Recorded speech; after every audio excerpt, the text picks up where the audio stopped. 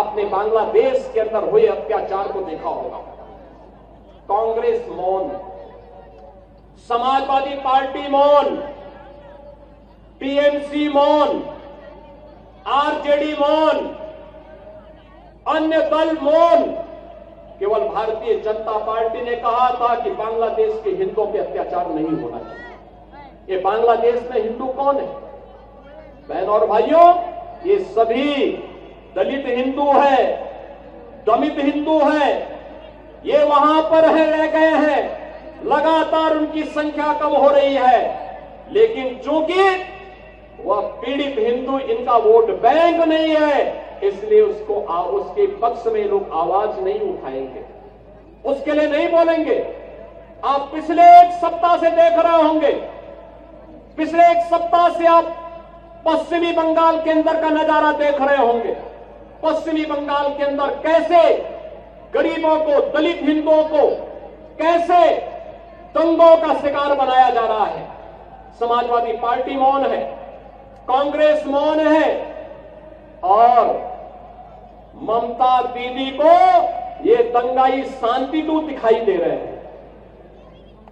बहनों और भाइयों, ये शांति दूत नहीं, ये दंगाई है, और दंगाइयों का जवाब तो केवल डंडा हो सकता है। उनके लिए अपील काम नहीं करेगी, और उन दंगाइयों से सख्ती से निपटने का काम वहां पे किए जाने की आवश्यकता है, सख्ती से करने की आवश्यकता है।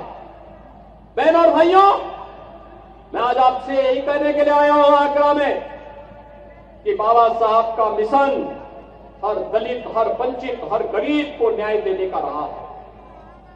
अन्याय चाहे वह बांग्लादेश के अंदर हो या पाकिस्तान के अंदर,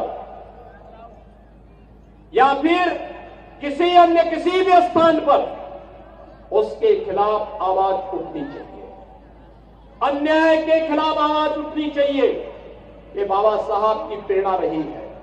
संगठित होकर के आवाज उठनी चाहिए, ये बाबा साहब की प्रेरणा रही है। और उसी प्रेरणा के लिए आज आप सबका आह्वान करने के लिए मैं आपके बीच आया हूं। सरकार आपके साथ होगी, आपके सुख दुख में डबल इंजन की सरकार सहभागी बनेगी।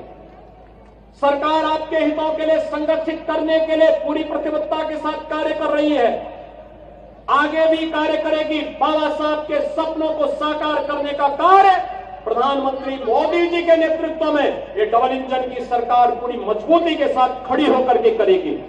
और उसी को ध्यान में रख करके आज मैं कहना चाहता हूं, जो लोग कह रहे हैं कि उनके लिए, कुछ लोग कह रहे हैं कि उनके लिए संविधान से बढ़कर के शरीयत है, तो मैं भी उनसे कहना चाहता हूं कि भारत तो बाबा साहब के द्वारा बनाए गए संविधान से चलेगा। जहां शरीयत का कानून लागू होता है, उनको वहां जाना चाहिए। भारत के अंदर भारत की व्यवस्था बाबा साहब के द्वारा बनाए गए संविधान से ही आगे बढ़ेगी, और यह हम सबको दृढ़ भाव के साथ कार्य करना होगा। ऐसा नहीं कि बाबा साहब को लालच न दिया गया हो। याद करिए, जब हैदराबाद के निजाम ने बाबा साहब को लालच देने का काम किया था, और वहां पर उनके रजाकारों ने वहां के दलितों पर, वहां के दमितों पर, वहां के हिंदुओं पर अत्याचार करना प्रारंभ किया था, तब बाबा साहब ने बहुत स्पष्टता के साथ हैदराबाद रियासत से जुड़े हुए सभी दलितों को, वंचितों को और हिंदुओं को पत्र लिखा था, और उनका आह्वान किया था कि किसी भी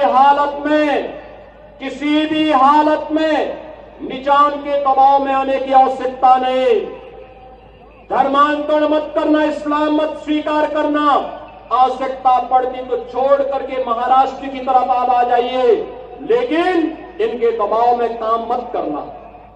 और बहनों और भाइयों, अंततः निजाम को भारत छोड़ करके भागना पड़ा। आज हैदराबाद रियासत भारत का हिस्सा बनी हुई है। बहनों और भाइयों, ऐसे ही जूनागढ़ का नवाब भी करता था। आज जूनागढ़ के नवाब को भी भारत छोड़ करके भागना पड़ा था।